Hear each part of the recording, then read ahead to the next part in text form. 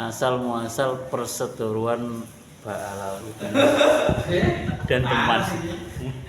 Itu gimana ceritanya? Ojo ngomong aku kok meneh jangan. Saya kan tidak tahu itu asal usulnya, ya tahunya kan di media saja. Tapi ikhtilaf ya, bahasa saya ikhtilaf, perbedaan pendapat di dalam penyikapan baklawi itu kan masing-masing orang berbeda.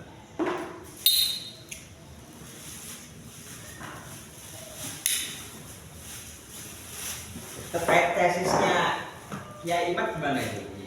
Saya itu menghormati siapapun, setiap orang Itu masuk alim. ilmiah ya? Kalau punyanya Kiai Imaduddin ilmiah, Ilmiahan ya? yang jelas. Malah ini diakui internasional baru. Artinya persengketaan itu kan akibat dari banyak perbuatan Muhyiddin dan Habibnya yang seringkali berbeda apa ya? Ya mereka yang jelas itu di atas mimbar yang konon katanya berdakwah tapi mengucapkan barang-barang yang tidak layak diucapkan di atas panggung atas nama agama, sehingga itu menyakitkan bagi beberapa orang yang tahu tentang agama dan akan membahayakan bagi orang-orang yang tidak tahu akan agama.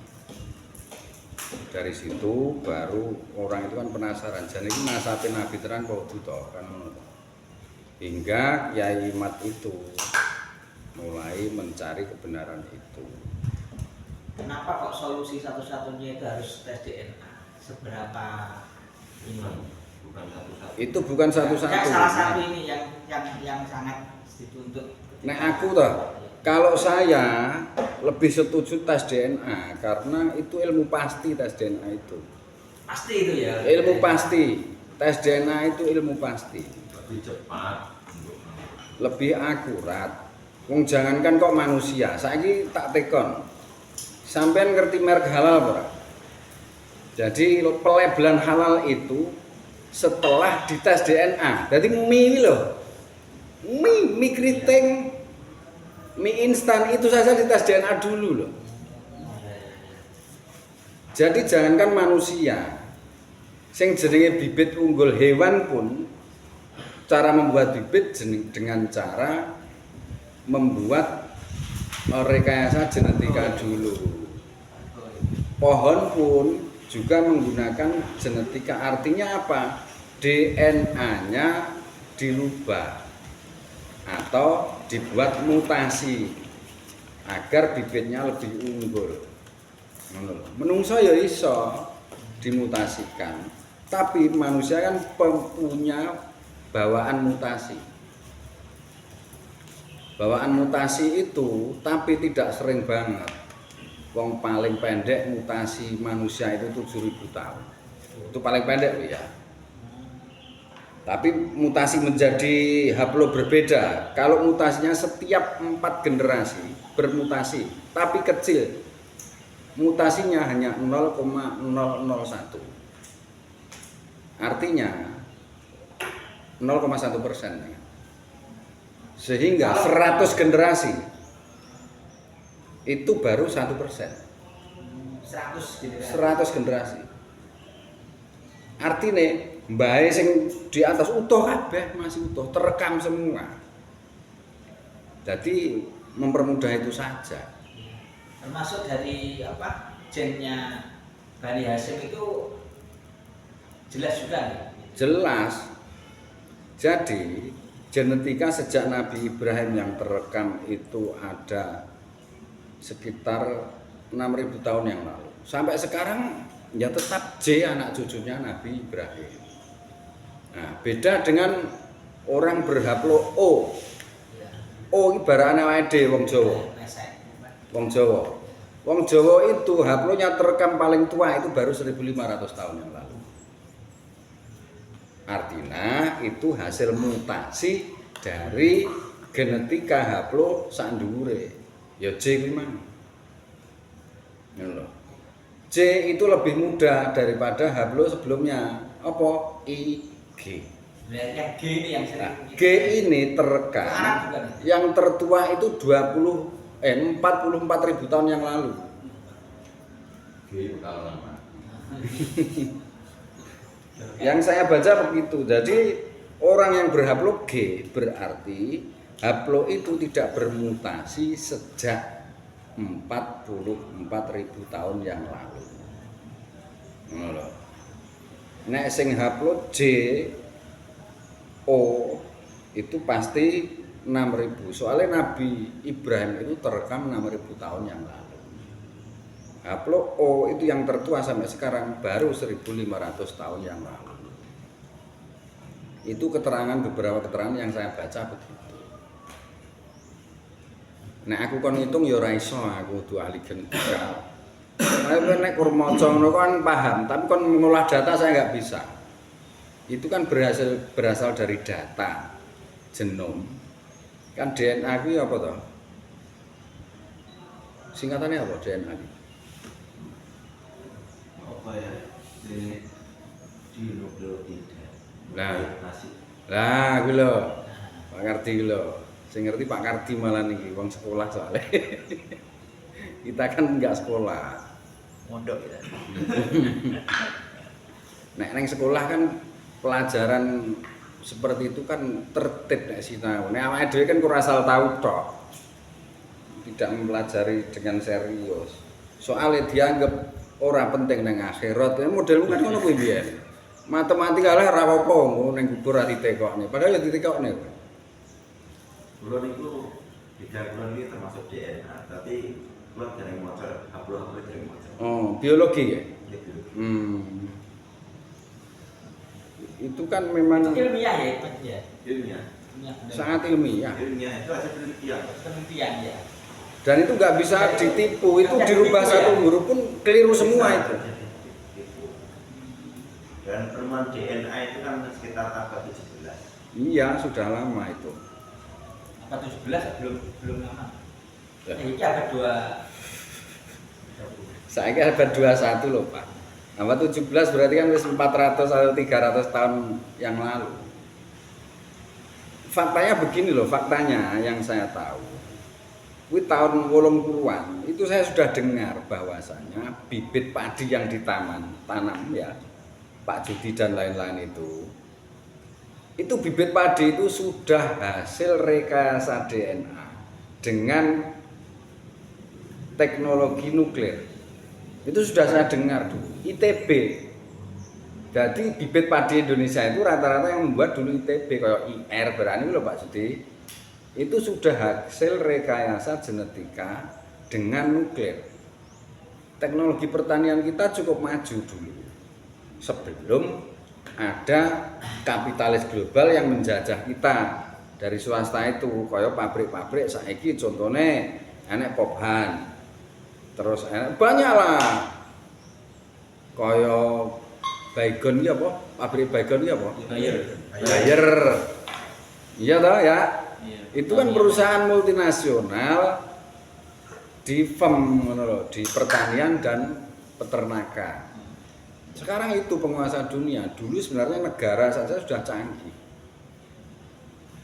Tapi karena terlibas oleh kerasnya kapitalisasi global, penelitian negara itu kalah modal dengan perusahaan-perusahaan swasta seperti itu. Kayak neng kene iki ya bayangkan kita itu punya nuklir sejak tahun 60 sampai sekarang kan nggak berkembang. Kan punya 3 pembangkit nuklir itu kita punya, tapi kan kecil ya. Terus gawe pembangkit listrik kur 3 megawatt iki kena digo apa? Digo son sitok wis sampe. Teko saya ora berkembang. Itu contoh perhatian negara terhadap industri nuklir itu dikerdilkan. Karena pengaruh global, ketakutan Indonesia terhadap Amerika. Wes, nyatane ngono kuwi ngaku ora nyatane ya. Akhirnya kita merubah orientasi pembangunan negara kita menjadi negara konsumtif. Ya ora. Pabrik nek ora Jepang ora payu. Akhirnya Amerika dhewe ya bingung. Mobil Amerika ini saiki ning Indonesia ra sing payu. Mulai Chevrolet, Isuzu, Ford, kan ra sing payu, Lamborghini ra sing payu ning Indonesia. Karena kalah modal dengan pengusaha-pengusaha global lain. Padahal mereka pelopornya. Seperti itulah masalah perbedaan nasab ini kalau bagi saya. Kalau ajaran itu bagus dan tidak menyalahi aturan ya kita gunakan nggak masalah. Tapi nek urusan nasab ya kuwi kan ra kena dinyang. Wong nasab kuwi kodok kok kowe arep ngaku-ngaku. Kalau itu jelas orang yang menyandarkan nasabnya kepada Rasulullah sedangkan dia tahu tidak bernasab itu haram masuk surga. Itu jelas. Wong-wong kuwi sing ngaku nasabe Rasulullah kuwi ya ngerti. Tapi tak anggap ngono kuwi ya memang mereka itu orang-orang yang kufur dan zalim. Tidak mensyukuri kalau dia bernasab tidak kepada Rasulullah. Dosa besar itu. Dosa besar. Terus ada yang ini Fal yatabawa maq'adahu minan nar bahasanya jelas. kalau yang ada yang beralibi yang penting berhusnudzon walaupun itu Ora iso husnudzon kuwi ra nek bodho. Wong iso maca kitab kok husnudzon iki piye lho? Wong husnudzon itu kan ada aturannya. Lah wong ngerti qawaidul fikih husnudzon iki piye lho? Lah nek ora ngerti qawaid ora apa-apa. Nek duwe qawaidul fikih kan ya diamalne qawaidul fikih. Al aslu al adamu. Nek asale kowe kira ndek nasabe Kanjeng Nabi ya ora usah ngaku duwe nasabe Kanjeng Nabi. Wong kowe ngerti mu anake mbokmu karo pakmu kok. Iya ta? Kok terus dadak ngenteni. Lagian kowe kan rawani ngaku nasabe Kanjeng Nabi nek ora oleh kartu sanga Rabithah Alawiyah. satu tandaan dosa. Iya ta? Padahal seingat saya dulu itu cilik jarang maksudnya wong mau kayak sing durian sing ngaku kan barang maksudnya bener-bener malah gitu. Ora jarang. Era aku dulu kan juga nggak ada nama Anti Sirah Habib kan. Maksudnya paling enggak Ada tapi jarang. jarang. Dulu itu istilah Habib itu digunakan bagi mereka ya adalah sayyid yang paling dimuliakan. Bagi mereka bahasanya begitu. Tapi sekarang saya memahami artinya Habib itu ya wong turunan Yaman. Wes, bergeser. Padahal Yaman itu masuk Arab nggak anunya? Ya Arab Yaman. Arab Yaman itu istilahnya musta'ribah, bukan orang Arab asli.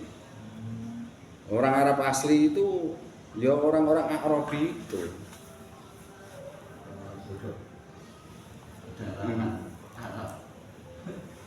Bahkan Nabi Ibrahim itu bukan orang Arab asli. Nabi Ibrahim kan dari Palestina. Dulu kan Babilonia masuknya. Dulu masuknya Babilonia.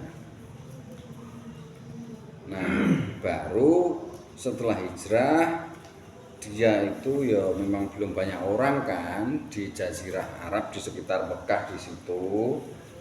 Karena apa? Karena memang kering kerontang. Tapi dijanjikan oleh Allah bahwasanya walaupun itu tanah kering kerontang itu nanti dijanjikan kemakmuran oleh Allah. Mulane Nabi Ibrahim tetap manggon neng Mekah untuk sementara waktu. Akhirnya ya pulang lagi, tidak tinggal di Makkah lagi Nabi Ibrahim itu. Kembali ke Babylon. Yang tetap tinggal di situ adalah Sayyidah Hajar dan anaknya Ismail. Kan ngono. Mulane nek sing jenenge neng Ka'bah kuwi, neng Masjidil Haram itu ada makom Ibrahim, kuwi udu sareane. Dulu tempat tinggalnya Ibrahim.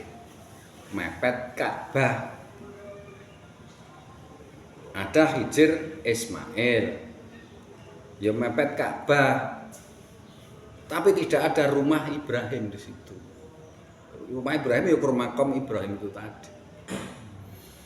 Yang sekarang dibangun seperti ya semacam mimbar lah tapi dari batu.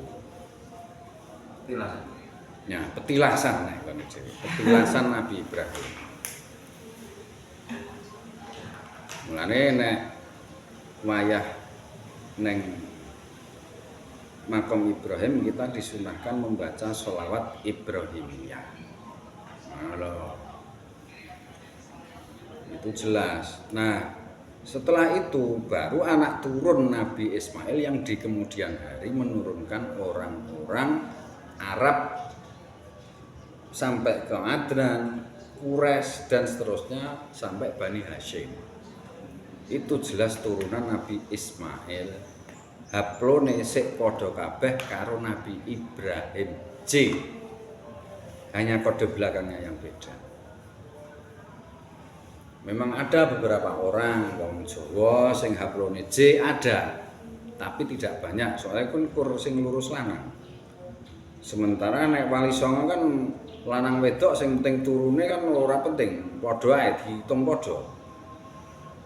Ya ora Enggak, karena di sini kan tidak harus selalu paternal hubungan keluarga itu. Malah neng Sumatera kan maternal. Nek hitung. Jadi margane mboke sing iku. Ora margane pake. Pake ra penting margamu apa. Inggris ratu. Kalau ratu itu punya potensi dan banyak orang Eropa berhaplo J itu banyak. Orang-orang Cohen ya, sing nama belakangnya Cohen itu haplonya rata-rata J. Karena turunan Nabi Harun. Jadi para pendeta Yahudi dulu itu harus keturunan Nabi Harun. Neng ya akhirnya campur. Akhirnya campur.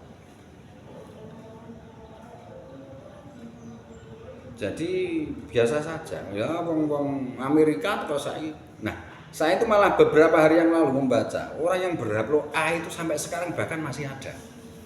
Haplo A itu siapa? Nabi Adam masih ada, ternyata masih ada. Yang haplonya sampai sekarang belum berubah. Orang Amerika itu masih ada. Padahal Amerika itu kan pendatang juga. Ya, pendatang semua. Orang-orang modern, tapi gak ya campur juga. Kan orang-orang Indian yang dinikahi orang-orang pendatang kan juga banyak. Jadi akhirnya bercampur. Itu campurnya karo seberangan dari wong Rusia. Bahasane kan Rusia itu negara timur, Amerika itu negara barat lah. Iya. Tapi nek wong Rusia arep neng Amerika itu pelayune ngetan. Oh, malah Iya, melalui Selat Bening. Melalui Selat Bening kok nang Alaska. Baru menyeberang ke Amerika. Jadi walaupun timur nek nang Amerika malah ngetan, nek nang sama Rusia. tidak malah. Iya, saya membaca itu karena melihat mutasi genetika.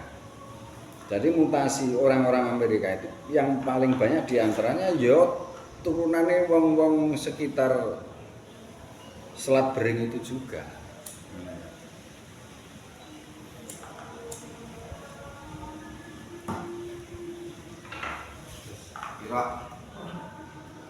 Ngoten nggih, sementara cukup sekian. Ada